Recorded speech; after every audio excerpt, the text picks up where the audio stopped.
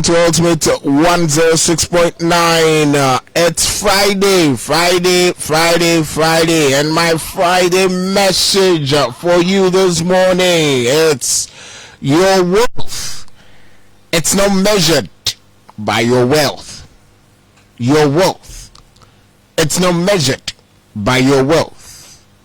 Your financial situation. Your wealth, value, identity comes from who you are as a person, not from your bank account. And so your worth as an individual comes from your personality, what you've built for yourself, who you are. People see you for who you are and not for the amount you have in your pocket. People feel that money seems to be everything. Yes, you may have the money but not respect. You may have the money but lack dignity. And that is what I'm talking about this morning. Money doesn't really make everything about you. You may have the money but lose people's respect. There are lots of people in our societies. They've lost respect. They have the money but they have no recognition. Immediately they leave our presence, people start to talk foul about them. And so having the money alone doesn't really prove or tell that indeed you're worth it.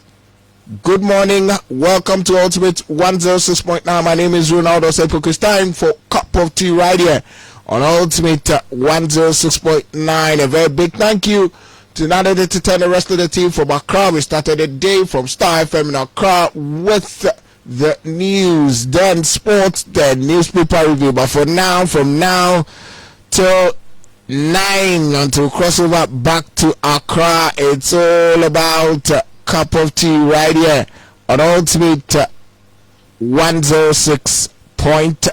And as always, every Friday, as we always do it, I'm here with Mr. Philip Apije and Reverend Evangelist Richard Pra. Yes, I don't have to take that title out. Evangelist Richard Pra. I can never forget about that. Evangelist Richard Pra. Good morning. Good morning. Yes.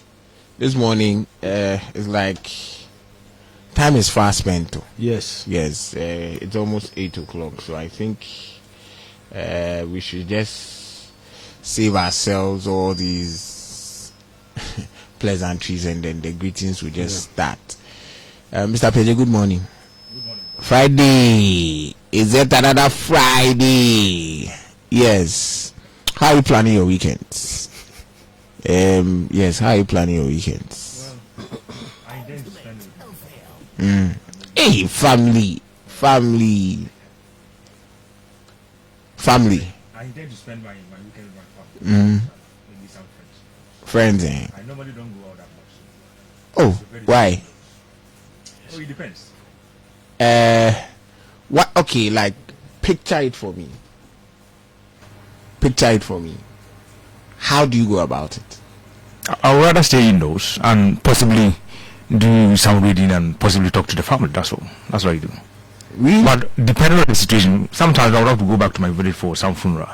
But if I'm staying back home, then I will simply spend the weekend with my family.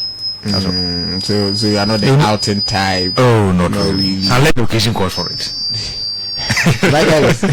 My brother. Yes. Tapeje is a good man. Yes. Yes. In fact, it pays to I'm be just an ordinary person. an ordinary good man. No, but for these days, all right, at least, I mean, hang out with friends, chill small, and that's what people see as. That's how people see us. If somebody hangs out there with friends, it doesn't mean the person is a bad person. I'm only saying that I prefer to stay indoors unless the occasion calls for it. You know, the things people do when they hang out with friends sometimes, the things they do. But with the quote I started with, people feel money seems to shape everybody, as in everything.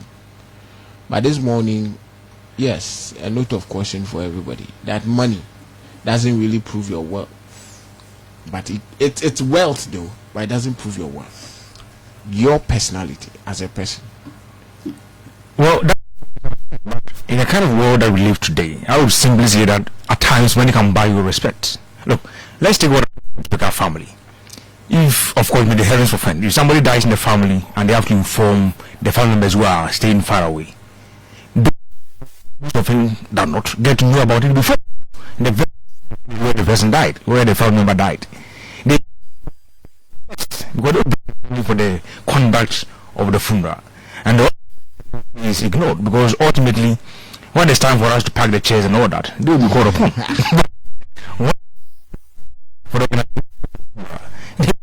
They rather inform the big guys first. So I should tell you, money really matters. Except then of course you have a big problem. But if you have money through genuine means, I would simply say that you have respect, of course. And so even they rather engage in some nefarious activities and they get their money through some illegal dealings. When they have money, they buy respect from people. People give them respect. They give them some listening ear, and it happens. In this country, it happens at times what people get the source of the money, because ideally, if you engage in a particular work, like the money that he earns monthly, but you should have a sense of what he's certainly going to earn. So that if some big cars and doing all those sort of things, at least you should be minded to question why is that rich? Well, it matters. Because if all is arrested, the entire family will be put to shame. But we don't seem to question some of these people. We don't question their source. Because money seems to think that exactly money is everything. Exactly. Evangelist Senior, good morning. good morning once again. Yes. We thank God that we are here today. With your discussion early this morning, Scripture says in 1 Corinthians 10:23, all things are permissible, but not all things are beneficial. All things are permissible, but not all things edify. That's 1 Corinthians 10:23. We have a freedom, and attached to our freedom is responsibility. There are benefits and there are harms, and then edification. Today, when you say that good name is better than riches, people laugh at you. In the olden days, it was what it was, but today, it's riches. Some of these youth will meet you and say, you grow up to 70 without money. What's the essence of it? When they are 30 and they have all the resources, they feel respected. And I could trace it also coming from the church today, that whenever there's a project to be done, even at the end of the year, what we call harvest in the churches, mostly the chairpersons that we invite are not members of the church, but people who have money in the society, regardless of their background, regardless of the means. The means, no, they say initially, they said you look at the means. Now they say the end justifies the means. So, yes. So is the results. Forget about how you got it. Yes. So this is the society that gradually we are entering into. So for me, the church has failed in that regard. Anytime I mention the church is because that is where I belong, and we should not play ostrich or this hypocritical thing.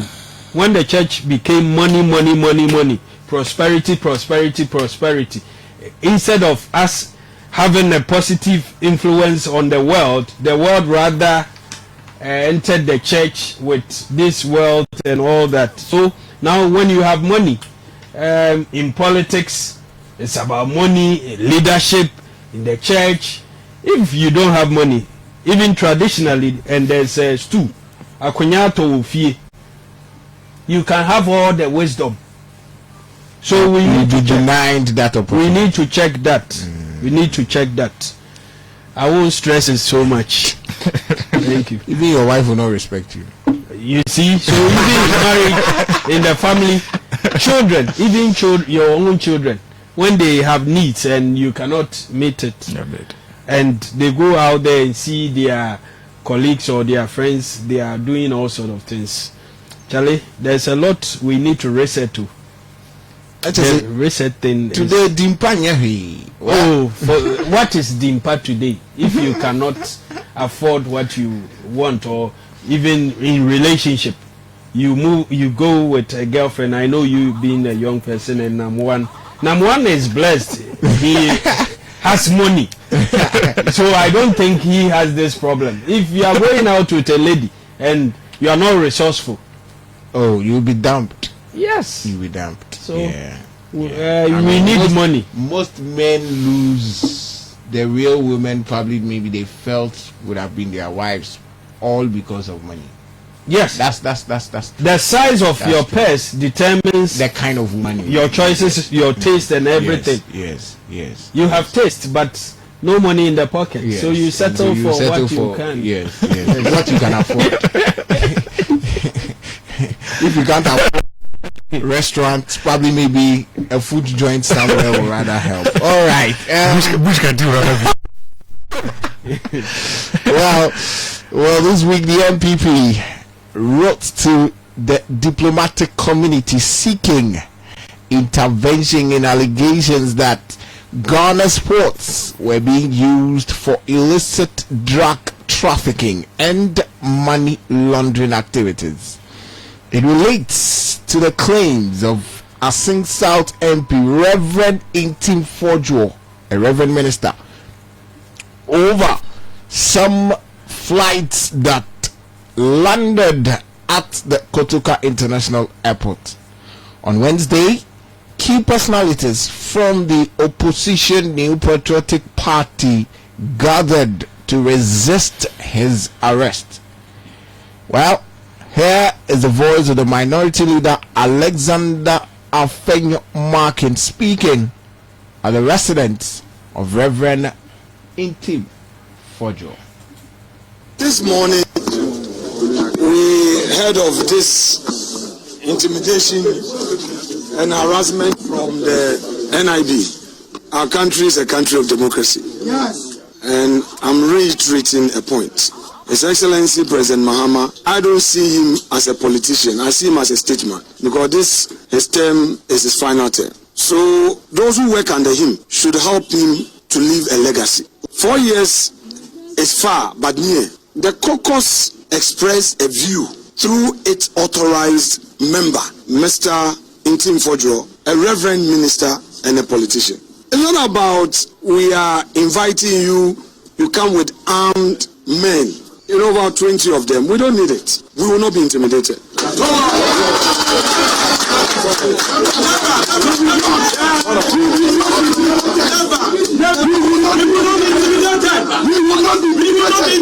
We are few, but a mighty few and a happy few. Let me make it very clear that Reverend cannot be made an example.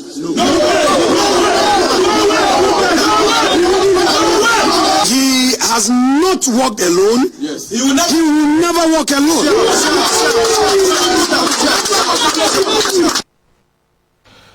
Well, was a voice of the minority leader, Honorable Afenyo Markin. Well, the party executives, including the General Secretary and the National Organizer, also stood their grounds, insisting that due process was not followed. And so they also caused some actions. I would want us to take a hear of what really happened.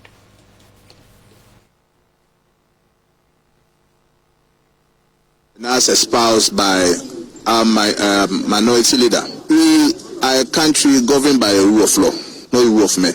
And as a member of parliament, at least our constitution, parliament standing orders talks about the processes or the procedure by which a member of parliament can be invited. The first question we want to ask the current administration is, was that process followed?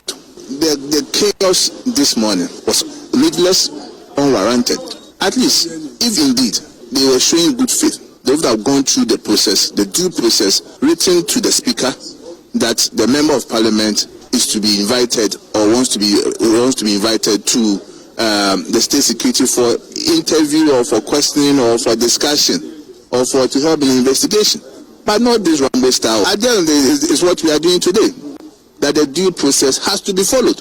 Has he committed any crime? By this time, we're expecting even the government to commend him. What did he say? He only mentioned that there are reasonable grounds to believe that there have been some dealings, underground dealings regarding illicit drugs. What do you do? In fact, I even applaud the president. The president quickly responded by saying that there should be collaborative investigation. Then all of a sudden, the spokesperson to the president, who is throwing his weight about, and he must be sacked. Knowing in the position of the president, he rather said that even the investigation is useless because Honorable Fojo did not provide any evidence. Meanwhile, the president had instructed that there should be a collaborative investigation, and then you, as a spokesperson to the president, you are rather supposed to amplify what the president says and then explain it further. You are rather articulating a position which is contrary to that of the president. Very bizarre.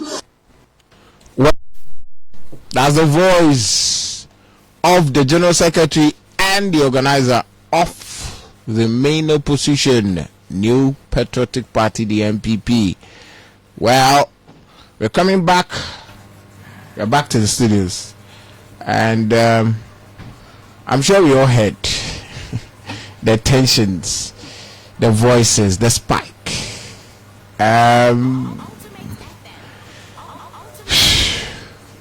Mr. PD. The law must be applied in all cases, and what some government officials, especially security officers, will go to somebody else's house, more or less in a Rambo style, to go and search for some evidence that they believe might be there. And I've heard people talk about it, and some people argue that, well, they should inform you before they even come. And I'm like, really? They should inform you? If you reasons to believe that indeed you're hiding something, something of great importance, you're hiding something, possibly stealing something and you're hiding it in your house, they should inform you ahead of time. They will have before they come. Oh, really? But because that they are members of parliament, and so the constitution gives them that some sort of immunity that, well, probably maybe from work, that is from parliamentary duties, you can't arrest them, or probably when they are on their way to parliament. So I don't know what it means. Well, some immunity, that's fine. But of course, confirmed yet. But suppose you've committed a crime as a member of parliament, shouldn't you be punished? And police for breaking traffic rules. And that you should give him some different treatment. That's not proper. Somehow what is said by the security officers, as long as believe that there are some evidence, some material evidence that they need to find, but warrant from the court, so that we know the backing of the law. Otherwise, it will be a bit questionable. And so they want the court, and search for some pertinent information that they believe may aid their investigation and their assignment. But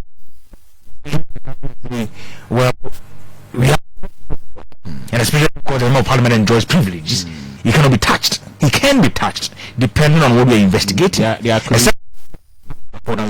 claims were that the BNI should have petitioned the parliament through the speaker to tell that, hey, we really need one of your men for questioning. So that is how the member of parliament who was arrested for traffic regulation was they petitioned the speaker of parliament. And traveled to the US, and then the US was caught with some illegal. Yes, around 2000. He was arrested, tried, in fact prosecuted, tried, and eventually was found guilty and imprisoned. He was in prison in the US. Yes. But he used the airport. We couldn't see it. That laxity in the system. That's to the politicians. Their benefits. You must enjoy some privileges, but the privilege that you can hold on to all the time. Once it will change, you suddenly lose the privileges. Mind that right. That true. But you occupy a particular position. I'm saying privilege can be suspended. Even fundamental rights. When fundamental rights are suspended temporarily, and that can be justified. You remember when what literally restrained or curtailed the but justified circumstances. But you live in a situation where we have some emergency, public health emergency. So impose a sort of curfew or a lockdown. But what possibly has committed a crime, the person might be investigated to get the kind that you need to, of course, prosecute the case. But we certainly cannot really protect people when we know for certain there are some questions that must be answered. But that possibly effect an arrest of one man, a member of parliament. Do you need some 20 police officers or 20 police? They already called him, and he refused to come. This is the second time, you see. So if we call you the first time, giving you that respect, you refuse to come. Then when they are coming next time, probably maybe they feel that this is how we have to come. I will bring 20. But you know very well that this is not the first time things like this are happening. I mean, when the MPP assumed office, we had some policemen going after people that had served in the previous NDC government from 2013 to 2016 under John Dramani Mahama. I mean, the current energy minister had come to say that policed armed men came to his house with guns, where he had his young boy standing so shivering, and I mean there were a lot of incidents like that. It seems to be like always back and forth. It is something that is very common, but we hear of it and nothing is always happening. That is what must act in accordance with the law. If you run from the court, of course you're justified to go and effect such an arrest, except that you shouldn't use illegal means to get evidence. Because what I presented is I want to use illegal means to get evidence and go to the court of law and present such an evidence, such piece of evidence. The court rule. It means you have already prejudiced the system, the process. It's supposed to be a legal due process, fair process, and of course to acquire information that we need. And though the court bring to the court, especially when you use illegal means to procure them, they have this exclusionary rule. But the fact somebody have committed a crime and we let him be. Certainly no. But if you are not able to prove with evidence that this is the police chase after somebody and later leaves the person to say that okay, the claims we made, we are in this country. When government change hands, things like this happen. But we later come back and tell us that nothing. Because it's a hit and run thing. People come and then my party's in power, so what you did then will be hitting back. You cannot put police or the instrumentality of some security agency to harass people, to intimidate people. Out of intimidating them into silence. But when the Kufuor government was in charge, she was called CTFM. Abu Baitu, one nice lady. She Caleb Kuda. I understand Caleb Kuda had gone to one security installation and he has picked some information that he forwarded to this lady in the office. National lady, the manager of the media station, eventually, if you pursue some,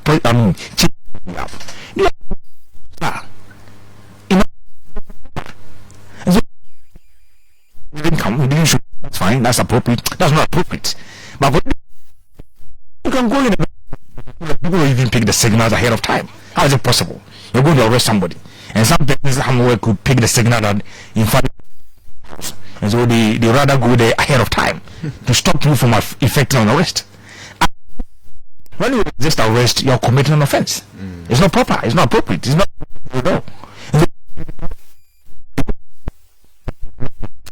a party, a political party, so to speak. Then you can resist arrest, or you can decide to invite me to a police station to give some statement. I wouldn't go. You can, men, a government respect laws. Yeah. Or that yeah. and that they should be protected above the law, yeah. and all respect the law. And I repeat, the fact arrested in US with cocaine, with some drugs, but use the airport, Kotoka International Airport, and it was, and that's what we're talking about in our country. But what when you make allegations, you rather present the evidence. You can't put the of stealing somebody's goods and then you ask me to come and defend myself because you have made allegation. I don't allegations here and there. So, the honors now to prove. But it makes people seem just like that. That is definitely what the BNI exactly. is for. You don't have evidence, and you expect the security officers to respond. He claims he was speaking on behalf of the committee of which he's part of in Parliament. No, he's the spokesperson for the committee. Yes, and so then they should be arrested. so, in his capacity of the committee. Yes. Can you not as an individual, but he spoke. If you're speaking in your individual capacity, in your private capacity as a citizen of Ghana, and then you can speak in your capacity as a member of Parliament. But what that are seditious, some people to revolt against the government, should we because you're speaking in their name, or should we because you're speaking as a member of Parliament? Well, and so, you seditious. People, put up allegations that are not substantiated. Yeah, definitely. No, committee, because there's entire committee who does not share your view.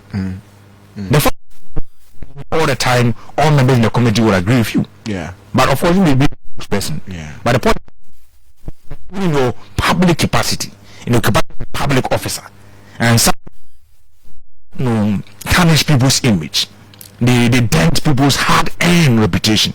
Will come for you. Yeah. And you can't in my capacity as the leader of the group, then you blame the entire group. Really? So, and put them in jail. The politics we are practicing, and of course the law, because the law, and especially the Constitution of Ghana is the supreme law of the land. You can't possibly sidestep the law and use politics all the time. The street of it, they have the arrest warrant, then they are justified to effect the arrest. And if you resist an arrest, of course, you are violating the law. You can be punished. Evangelist Senior.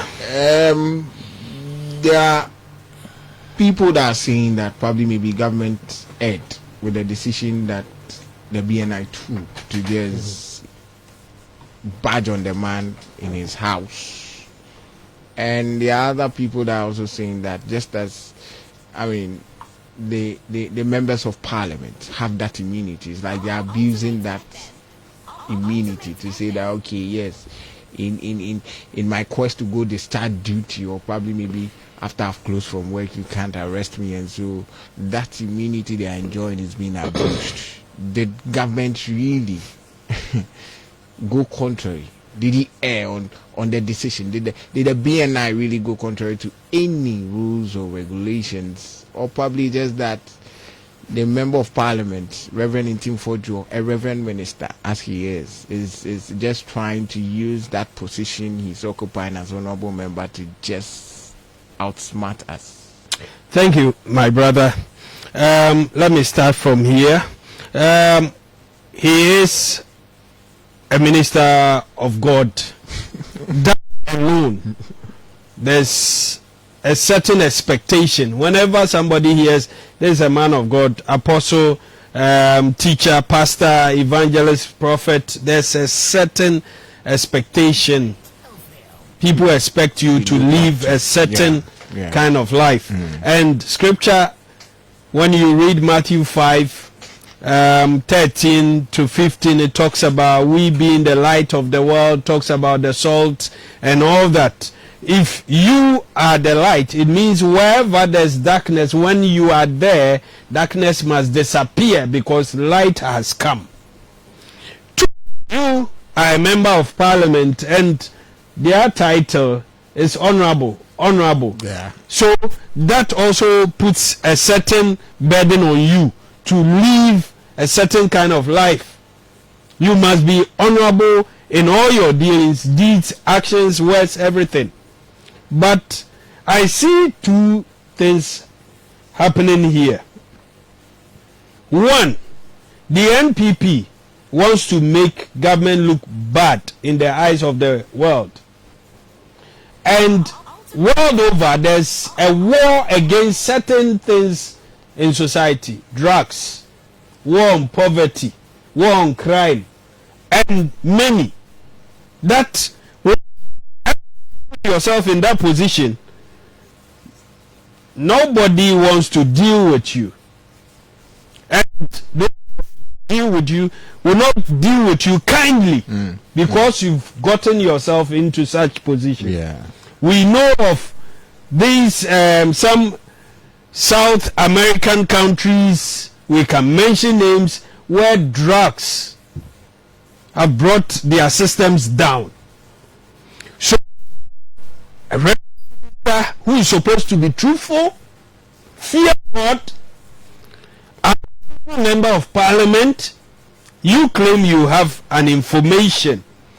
If you are a ranking member of our Security and Defense Committee, so like I would do, me, I will meeting as I sit here. So information. Even me, I report to the near enforcement agency, being it police or it could even be my assembly member. If I see things that I feel is not right. Now, you didn't do all this. As a member of parliament, you have leaders, you didn't exhaust all this. And then you come out with a typed information to give a whole press conference. That is how you feel that there are two flights that have come into Ghana and you think they brought drugs and money. Money that you is money laundering. There's always a better way to transport money. If you don't use the right channel, it's deemed as money laundering.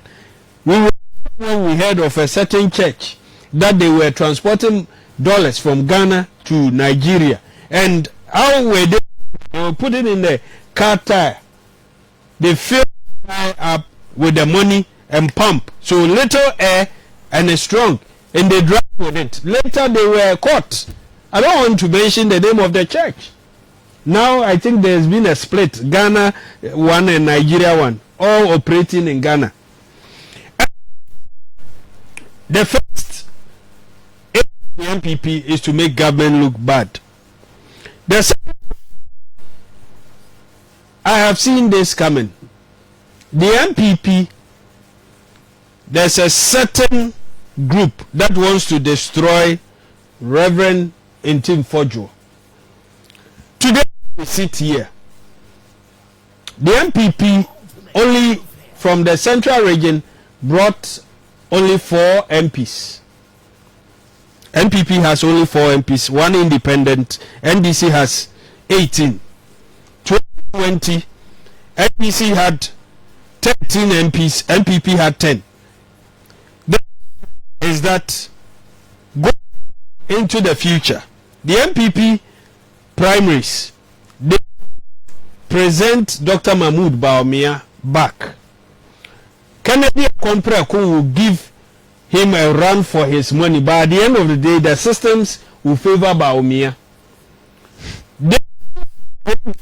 Matthew Opoku Prempeh again. Napo, he brought nothing. He even came to subtract their vote from their vote for someone from the central region. In Ntim Fordjour until last week or 2 was good in a pole position. Yes, I've heard marking. He has dented his reputation. Yes, the MPP, they are not happy, and the Honorable Chairman 169 MPs but to Afenyo. Afenyo brought it to 137 and now 88. But why don't we take it from this MPP NDC thing and see to it that, okay, can we really look at it from this angle that probably maybe the claims he's making, there may be some iota. Yes, I'm back to the point, but I decided to start with this. Okay. So, somewhere. Okay. Okay. Quarter, 2 years, they will come back to what I'm saying here. Okay. So, in the eyes of even the Christian community, we are not happy with him. Yeah. He has nothing. He has no information. The flights came. I go to my phone. I the information. You know, these things, they are not secret. This morning, the first flight that left Kumasi, you get here all the flights with their time and details. So this side, or as when he brought this information, how many times have you seen President John Dramani Mahama commenting on some of these things on his official platforms? But quickly he said government takes every allegation serious because you know the effect, the impact. When a nation is deemed to be a drug hub, a government that just came through, and this thing, you are being tainted with these things, you must be serious about it. So Mahama instructed all the security agencies to work with the young man. Yes. He said he has gotten no invite. But if you have such information, should somebody invite you? You've already put it out there. Come help us. If there's any substance in it, let's deal with it. Has it gone? But don't you also see from the angle that, okay, I have made the claims, all right, there should be some investigations done to really fish out to see, okay, if there's some bit of what they are saying, but don't just hesitate and go straight for him. Senior, the investigation aspect of it, government through our spokesperson has come to speak on it. He has presented documents that indicate that yes, these flights were in. Admitting to it. Yes, they were in. This information to what they came to do here. The MPP said, no, we don't believe you. Then we presented videos, pictures. Why do you think those videos that show the when they were assessing whatever was inside the flight and all that with the gallons, where do you think those things came from? It came from the security agencies, not Felix. Felix was not there. In fact, he does not work at the airport. Yeah. Do you know how many flights come into Ghana? Yeah. You know how many flights leave Ghana? Yeah. And world over, it is a common practice that every flight that fuels has to land because of an emergency. You look for the nearest airport that has the facilities to work on whatever problem you have. Flights that leave Ghana, many also when they have emergencies, land somewhere. You see, one time I was coming from Nigeria to Ghana. We got to, in the air, we had a big bang. And the movement and everything started changing. The noise was top. We came to Ghana. Because of that fault, we could not land. We had to go back to Nigeria. And it took us hours before the flight was changed for us to come back. I came to Ghana, running over Ghana. But the flight, because of that damage, could not land. So these are certain things. Now, almost 2 weeks on, has they brought anything to show, to prove?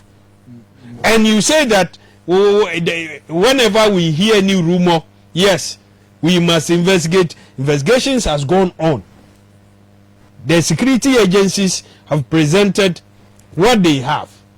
What has the NPP presented? Give it to us. I don't want the nation that I come from To have that kind of... no drugs. But then they are quick to point that a certain 350,000 worth, even President Mahama in that statement added it, somewhere in the western region has been arrested. And you see, I see my security agencies working. When they are making arrests, when they are fighting such crime. But over the past 8 years, when there's a government and none, you don't these things that there's been arrest, and even under President Kufuor's era, there was a cocaine bust, and then it turned into Konkonte. You see, the MPP should not push us. Mr. PJ mentioned it. One of their members of parliament, Amoating in Kransa, was arrested. He was a drug bust. What from? He was a drug bust. They should not push us. We have a country to build. Now, you didn't present anything. The security must work. They come to you. And you go and hide under your bed. Why didn't he come out? Why don't Reverend Itinfojo just present the evidence so that all this noise making, I mean, he should just present whatever evidence he's got to buttress his claims, so that all this noise making, because it's like it's taking a political twist. The MPP will be like, hey, we will not allow this, because if it happens, then it is just becoming something like an intimidation. They are just chasing us. And if you have evidence, you've made claims, why doesn't he just present it so that we'll stop all these cycles that we are going into? Well, political twist, especially when we're talking about politicians, and especially a part of the opposition. What is that? When we live in a democracy, the opposition party, in fact, the government, the ruling party, has the mandate to manage the affairs of the state, but the opposition party also has the mandate to check, to monitor, to scrutinize us, and they present the evidence to substantiate your claim. But if you, then it becomes that cannot be defended, and of course it's missed completely. And going to maintain that position, that look, we to the effect that these were some there were some contraband goods or so or whatever. But if you don't have evidence, it becomes very hard to maintain that particular stance. And that, if you have present the evidence. But the point is this: if and a particular offense, at a bit of a challenge,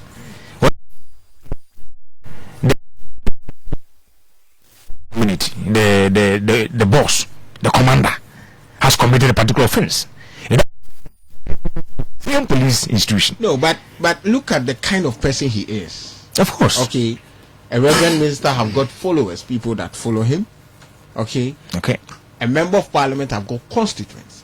So the person, the particular person we are talking about is not just an ordinary person. I understand that probably maybe sometimes providing evidences may be a bit shady, but the person we are talking about, an honorable minister, a reverend minister, and he has been he's a politician, a deputy minister for education. He's a politician. He has got a lot of magnitude. Then Exactly. what will be your fears? I mean, if But you've got and so it's even more important than the facts. But and you can keep talking about it. It takes whatever the government is doing. Yes.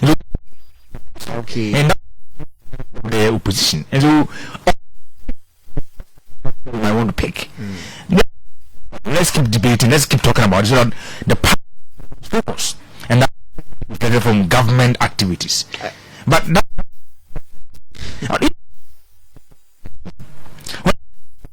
we are not going to parliament again, and that the parliament has been closed down.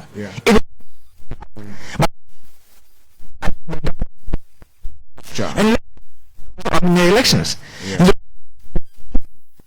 More important to them than the real facts. But as a member of parliament, evidence from society to claim, or not the evidence and then you'll be free. So the public will even have more confidence in you. People will report that.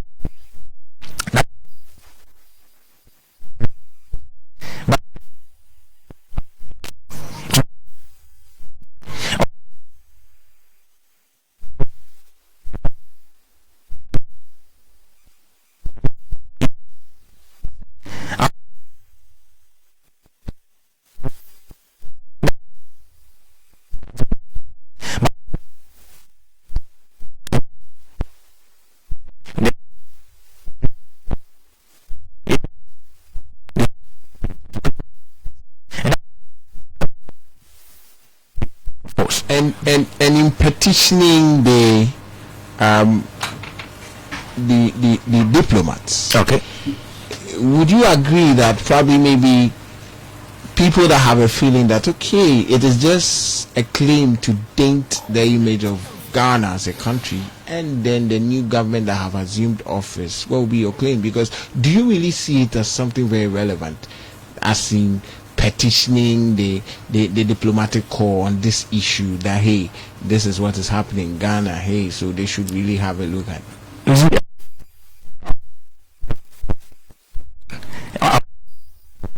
heard that in one particular country, a member of parliament who happens to be a female alleged that the speaker was harassing her. And then they set up a committee to, of course, investigate it. They came to the conclusion that that's not true. And then the female member of parliament was so angry, decided that she was going to go to the international court. I'm saying, like, really?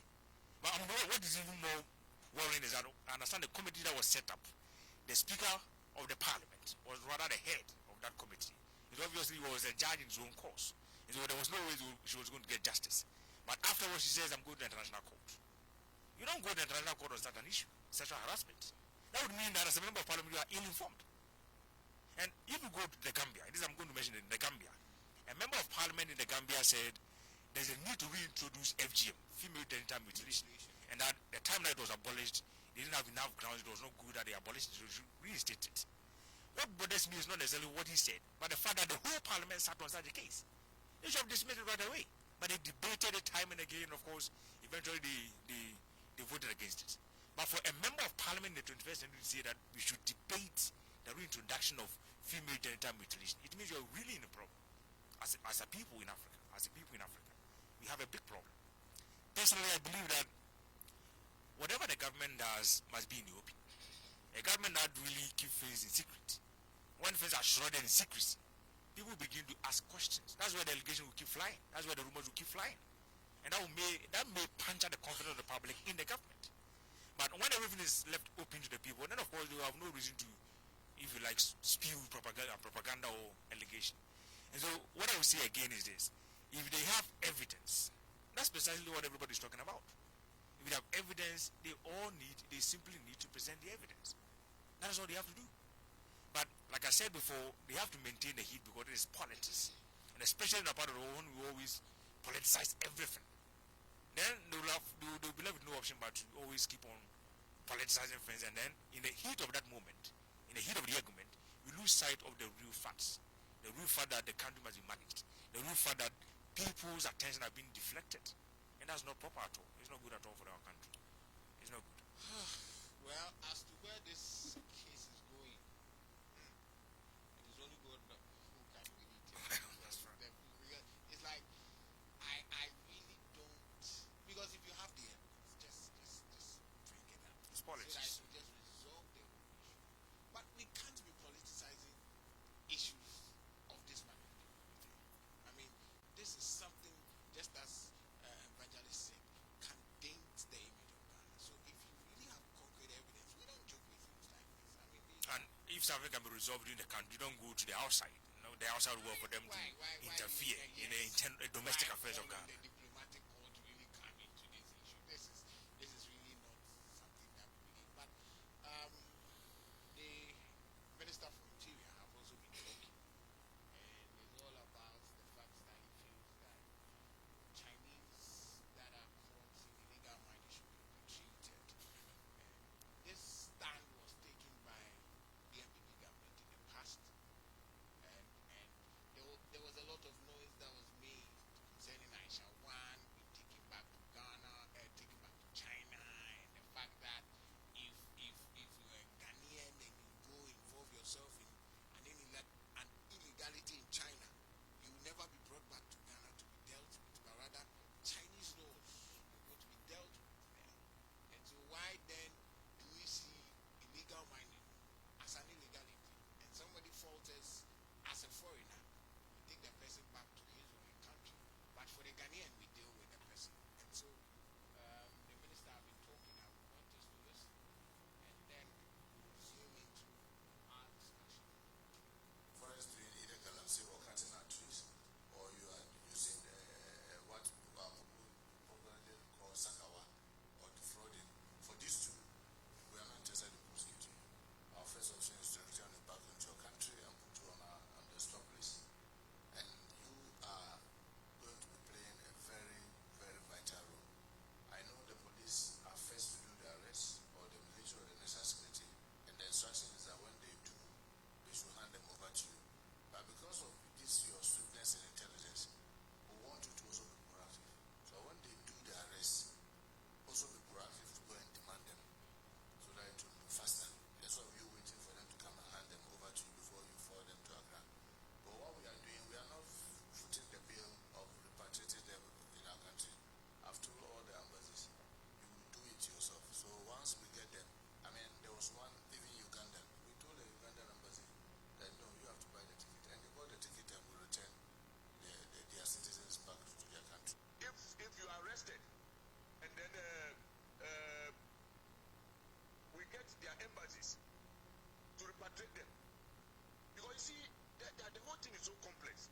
You arrest some of them, and all they tell you that they don't have their passports, and the identity is very difficult. So once they get into the system, it's difficult to even track some of them. You understand? So once you are lucky and you grab them, at the crime scene. Now taking them, we have another challenge at our prisons. We are looking at 14,000, population of prisons that we have now. Feeding them is even a problem. Taking care of them. I mean, recently, last week, my boss went to Kumasi. The pictures I saw, seriously, the prisons are congested. So if there's a way to not to exacerbate the situation by sending these people back to their home countries, I think that I would opt for that.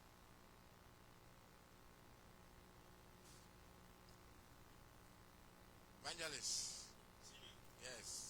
This galamsey fighting. Yes, sir. You see, there are so many things we are fighting in the world. Ghana, we also fighting against illegality in mining sector, and the argument about those that are arrested, mostly foreigners, should be repatriated back to their home countries. I've listened to the Interior Minister. With what the Interior Minister just said. Yes. What's the difference between what he's saying now and what happened? Osafo Maafo said? Good. I'll give you the difference. NDC, under the leadership of the late Professor John Evans Atta-Mills, we started this fight mostly against these Chinese who have taken to small-scale mining. You know, in Shiasu here, majority of these Chinese are here. They are based here, so we know them. We live around them. There's even a place called Chinatown now. Yeah. You can see they are in here. So during Professor Mills' era, when they were being sent back to China, some of us saw them. They were put into buses and sent back. Now, when Osafo Maafo, senior minister then, said that what would Ghana gain by prosecuting Aisha 1 year? Meanwhile, as of that time, many of these Chinese have been repatriated, but Aisha was seen as a high level First class. Yes, who was into that space. Many of these Chinese were even working for her. She was a queen, or if there's anything like that. So there was that argument. We in the NDC said, why should you put Ghanaians behind bars and you get someone like Aisha One and you send her back? Later on, she was able to find her way back into Ghana. Now, from that expert who also spoke after the Interior Minister, in fact, I've been to most of our prisons by nature of evangelism. I know Central Prison. I know the states. And then looking at the numbers, he gave over 14,000 foreigners who are in. And our inability to feed them. You see, when you jail one person, the government has to feed the person, so long as the person. But when you jail locals too, it happens. Yes. So we must have an open discussion with regards to this. This is a foreigner. At least that person is coming from a country, not Ghana. Why don't we have the agreement with their countries that they would be processed and tried in their country because How they have sure committed are crimes? we that they are really going to have that punishment? Good there. Good. Because the reason why I feel that we are in Ghana, they've gone contrary to our rules and regulations. They flouted our laws. Yes. Illegal mining. Yes. It's an illegality here. And so why don't we deal with them here? Because if a Ghanaian should go to China and flout the rules, the laws of China, do you think he will be allowed to bring back to Ghana to be dealt with? As it stands now, Ghana and some countries have that agreement. We can sometimes exchange prisoners. Some can come and serve their term here. If I know some countries, I will get them for you. But these agreements are there. I'm sure Ghana and America, the US, we have such agreements that if an American comes here and commits a crime, we can hand them over to the American government to try them. If a Ghanaian commits a crime, there may be some exceptions to come and serve. So that agreement, globally, most countries have it, and we can decide to have it. By looking at the cost, how much you spend on each prisoner who is a foreigner. Do we know the gravity of what these Chinese men are doing to our land? We have seen the gravity. They have destroyed our forests and our river. So yes, and so if we do, why do we have to wait for somebody somewhere else to tell us what we should do to them?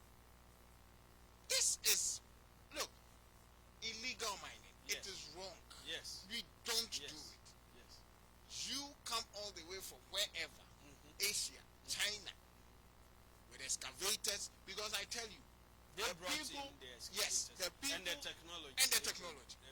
The local people that were involved in mining, We were using our we own, didn't have this kind of Yeah. idea and No, mentality. no, we were not destroying.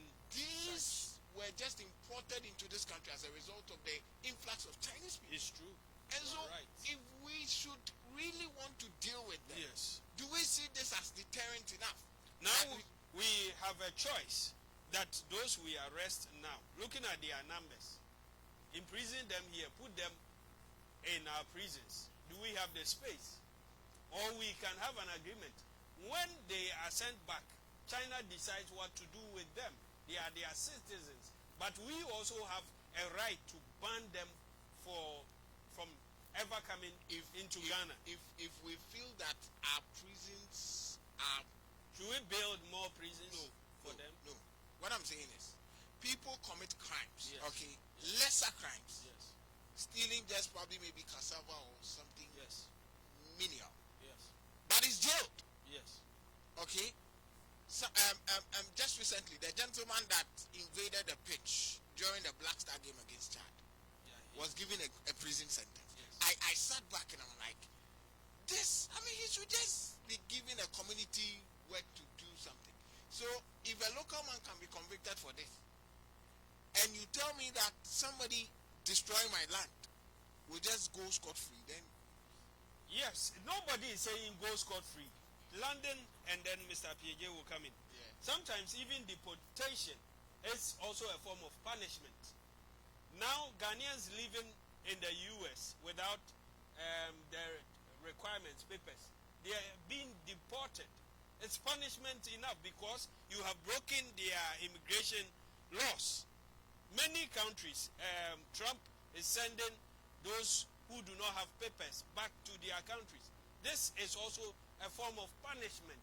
So Ghana and China, we've been talking for over the years. As this has come on, we can also sit with them and say that we can even agree to try them here, and they will go back to China and serve their sentence and all that. It's a diplomatic thing that these nations can have, so that we also think of what to do with our own citizens. Even today, whilst people are applying for a release from our prisons, President has the right to grant amnesty. Sometimes it's because there is no space. So we look for cases that people must go home in order to clear the prisons. Thank you. Mr. PJ, the embassy is being asked to get money to repatriate, I mean, offenders.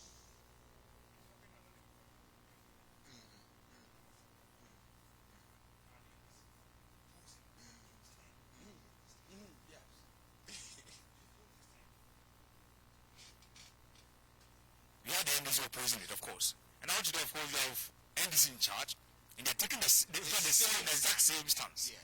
And then people, of course, is going to oppose it, of course. The point is this: if you read about one U.S. official called Rufus Miles, Rufus says, where you stand depends on where you sit. And by that he means the circumstances, of course, will inform your decision. Your experience will inform your decision. So when power changes hands, then you are now in charge. And now you are feeling the pinch. Then you know that, of course, that sometimes we have to deport supposed criminals from abroad. All because of international politics. Look, to be honest with you, when the US gets somebody arrested in the US, especially a Ghanaian, they cannot be compelled to deport the person to Ghana. Power determines what happens in international politics. US can compel Ghana to deport an American arrested in Ghana back home. That's possible. And so we must always look at the international politics part. Yes. China, if you're dealing with China that you already owe big money. If you remember when Akufo-Addo went to the IMF, he was asked to talk to the Chinese first. But we had to talk to China first before we even got the loan from the IMF. And so when they deal with big China that you owe so much, you can't possibly say that you're going to keep this person here. When you know for certain they're going to more or less strain the relationship that you have with China. And so ordinarily you'll be forced to return such a person home. And that person will say, well, if that's what the international police calls for it, why not? Just go ahead. But the fact is that let us not politicize it because it happened under the ABP and it's happened under the NDC. which means you should admit that in principle, when you're dealing with certain countries, you certainly cannot hold their citizens in your country. Look, if you happen to be a Ghanaian and you are abroad, you're in US for instance, or is it Canada, and you're arrested for a particular crime, in fact, you'll be better off staying in the US.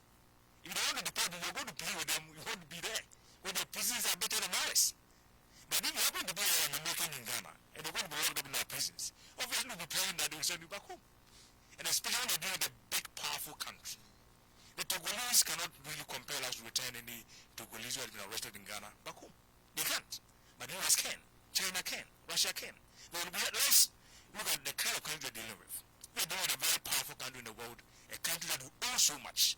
Then we'll be very cautious about what we do. Well, we are what we call debt trap. When we owe them so much, technically the control internal affairs in your country. So therefore, it means that whatever they are doing, which we see as an illegality, it will give them the effrontery to really have that. I wouldn't say that it will give them the effrontery to go ahead.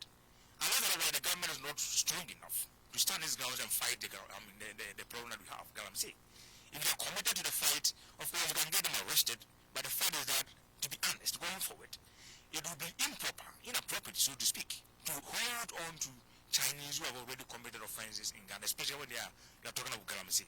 If you can return them, and you can returning them to people feel it is not punitive enough, because probably maybe. But what option do we have? Like I said, you owe these guys so much money that literally are indebted to them. And that even when we had to get the loan from IMF, we needed to talk to the Chinese first. And so that should tell you right away that they have an upper hand in dealing with us.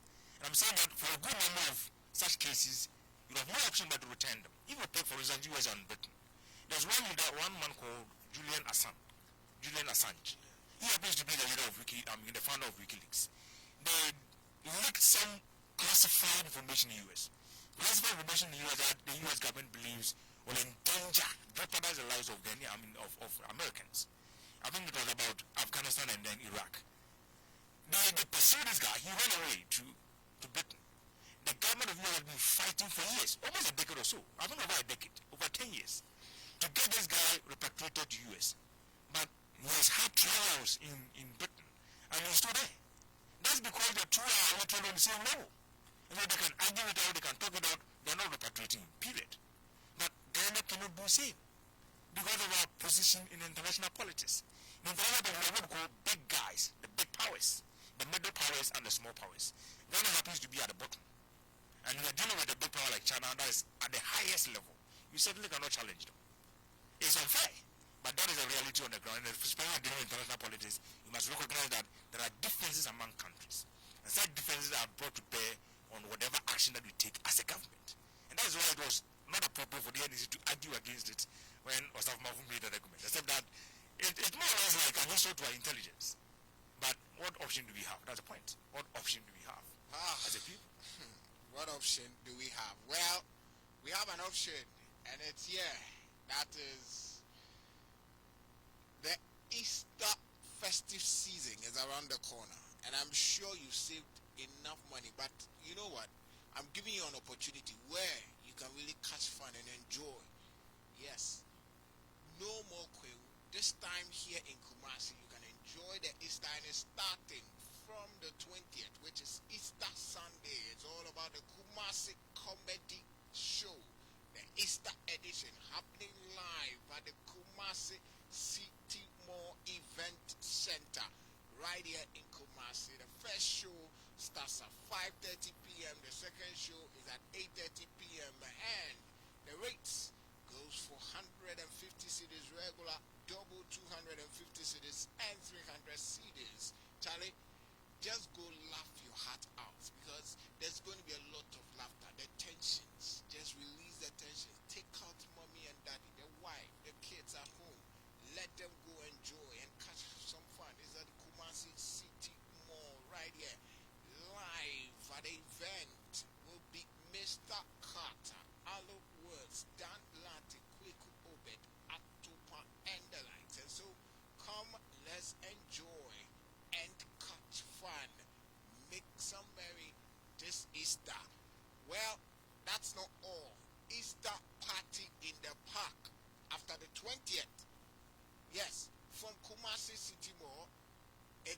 about the Easter party in the park. Yes, Easter party in the park, right here in Kumasi, and it's all about Ultimate FM, Ebusia FM, in collaboration with AQ3 Center, and represent what? Easter party in the park. So from the 20th to the 21st, this time the 21st is a Monday, Easter holiday, and so let's all go enjoy. It's just a cool 30 Ghana cedis. Come with the families at schools. You can come register.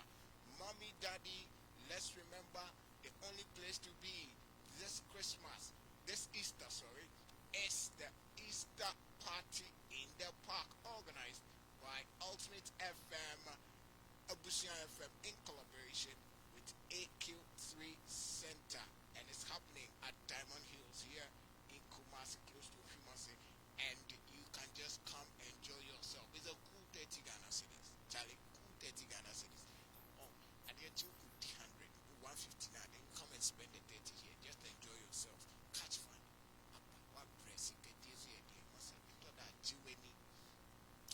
Again, is Goldfinger Restaurant.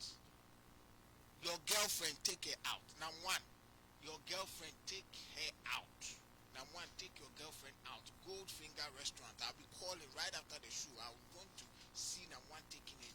The girlfriend out. Goldfinger Restaurant is giving you that sumptuous meals.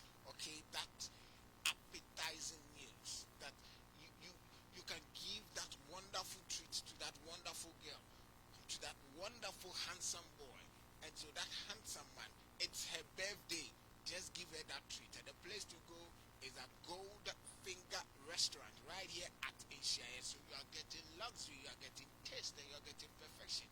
You just take her there and see if the girl will not love you forever. That kind of treat is really wonderful. That experience, Masa, what's the fear with TV and check for the day? And so go ahead and enjoy yourself. Again, during the weekends, they give you that wonderful treat. They serve breakfast and lunch. And so from 7 a.m. to 10 a.m., there's breakfast. And then from 11 a.m. to 4 p.m., Sundays, Saturdays, go and enjoy the good mukjo, the good dessert and everything. The traditional meals is all at Goldfinger Restaurant here in Kumasi, in Shire. So that is where we are. Dorothy Asiedu Drive, behind the Despite building. Come, Goldfinger Restaurant is the place to be. Evangelist, if you've not really paid your contribution to help give that face uplift to Kofanochi, then it's all about the Heal Kofanochi project. Let's all contribute our quota so that we'll feel proud as members that really helped. Let our names be written in gold. His Majesty is calling on all of us as people, indigents of Kumasi, not just in Kumasi, wherever you are, even in diaspora, you can gather, come together as a group, as a team, and contribute your quota so that we'll give that face uplift to the Kofanochi Teaching Hospital. I tell you, the transformation it is seeing, that transformation, I tell you, you will marvel if you come see it. But I don't want you to be left out, and so what you are supposed to do is just walk to any Fidelity Bank branch or dial *776*1955# or 05441-95525 and contribute your quota. Just help, and let's see what happens. Tabia Herbal Product. When it comes to herbal medicine, Tabia, we've got Tabia Herbal Mixture, Tabia Zedical, Tabia Herbal Capsules, and Tabia Takum. I've told you, the men, Tabia Takum, you cannot leave it out. Women, you cannot leave it out. If you're a gentleman and you are always losing matches at night, then Tabia Takum is your number one. And so, just going for Tabia Takum, Tabia Herbal Mixture.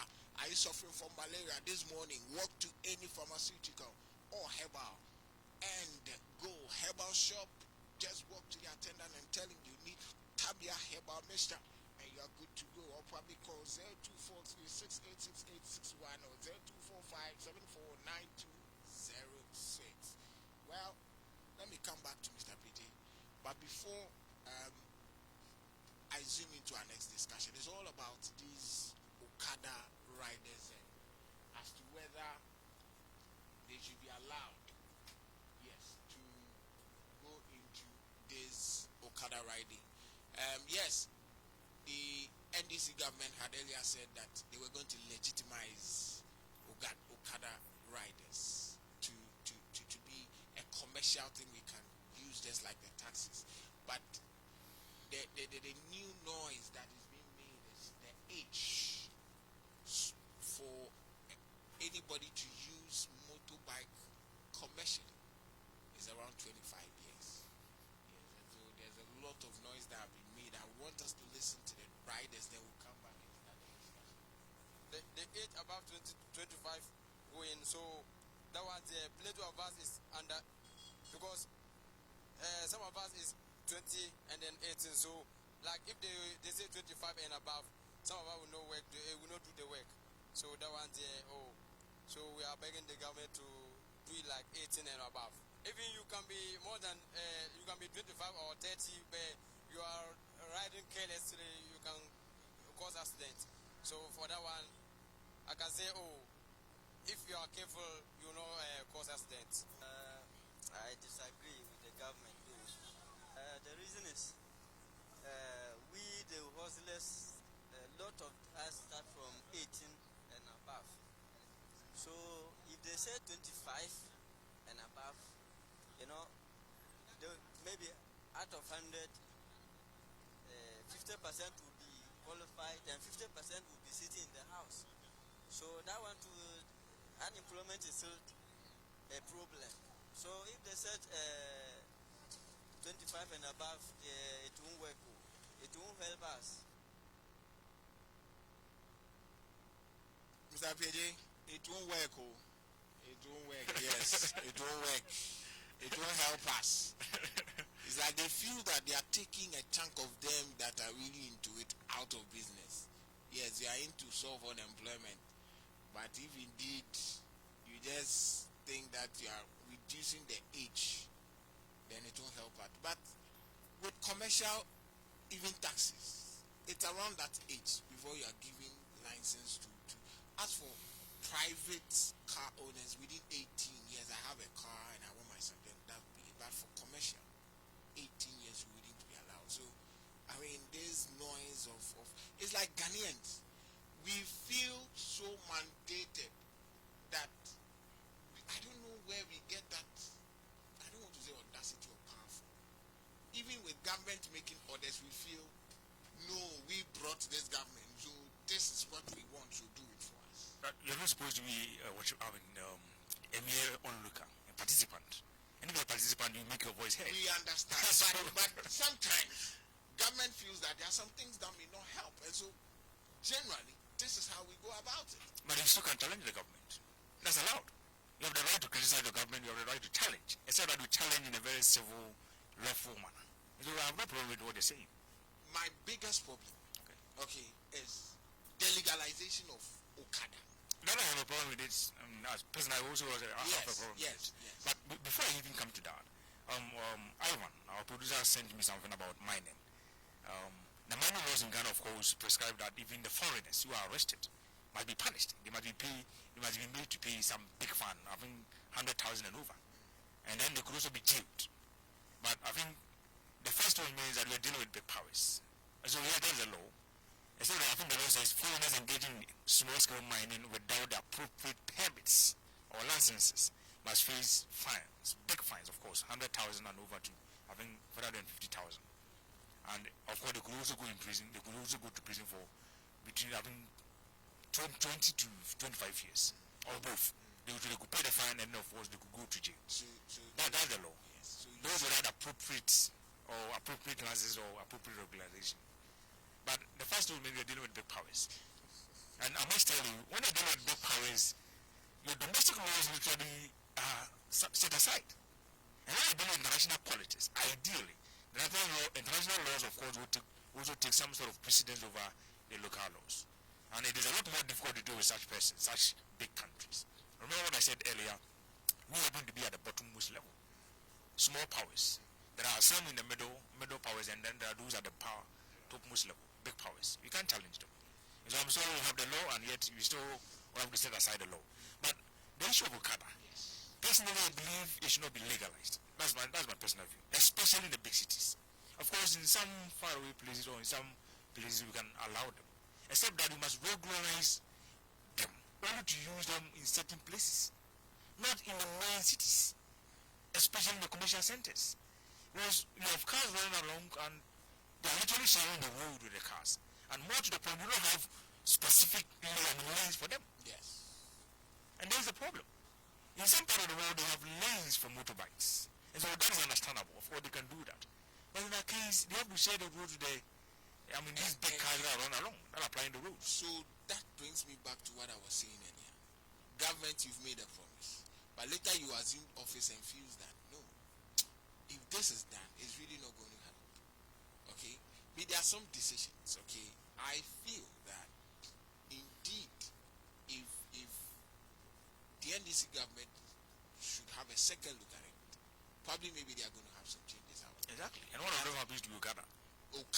Exactly. And the bet, that's my personal opinion. Personally. And as to reasons why I feel that the legalization may result in some sort of problem.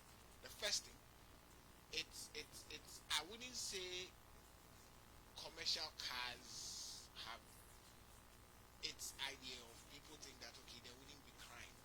But with motorbikes, there's a notion, and it is not just a notion, but the reality is that people just snatching people's bag will be very easy. That's fine. That is one thing. And with motorbike accidents, we all see it. Very frequent. There are a lot of people that are on motorbikes without helmets. And the regulations that will come with it, we know people will flout these regulations. So, as to its legalization, That is a very big problem. But the fact is this, even if you ban Okada, guess what? It will still be done. It will still be out there. It will still be out there because the roads are always jammed and you have heavy traffic on the road. done because rules and regulations, people that are in institutions that have to ensure that okay, it is You not. can't. It is against our laws to use motorbikes for commercial duty. Let me- So if I see you, I have to arrest you. The point is this. The point that we should not overlook is this. When you have heavy traffic on the road, especially in Accra, I don't live in Accra, but I know that at times you can have bumper to bumper traffic. And if you have to get to your workplace around 8, you may get there around 10. The convenience you will get, but the risk involved. I understand, but the fact is that you have to get to your workplace, otherwise you're fired. And you have no food. And so for the person who's going to the workplace, who's going to work, he must get there on time. He must get there in time. That is the motivation. And if you rather get stuck in traffic for hours on end, what will be the use? So Okada then becomes an easy way out. Except that when they keep weaving through traffic, it's also very dangerous. But even if you ban it, suppose I have a motorbike and you ban Okada, that's fine, I can use it for commercial purposes. But if somebody is sitting behind me, of course 2 people are allowed to sit on the motorbike. And I'm charging the person. Except that if you ask me, I will say, he's my friend. You're going somewhere. Can you possibly stop me from riding a motorbike with somebody behind it? No. So you still find a difficulty enforcing that law to the letter. But the point I'm making is that you certainly must have some regulation. But in the big cities like Accra, Kumasi, and some other places, it will be a lot more difficult for them to run along in the middle of the city. But the city is already jammed. And there's so many people around. You know, take for instance, where you have people literally sitting on the road. Yeah. If you don't decongest the road and you are bringing Okada, that means you are asking for more trouble. Yes. Because already the roads are hijacked. Literally the roads are hijacked by the sellers. And so Okada men are also coming along, you're going to have a big problem.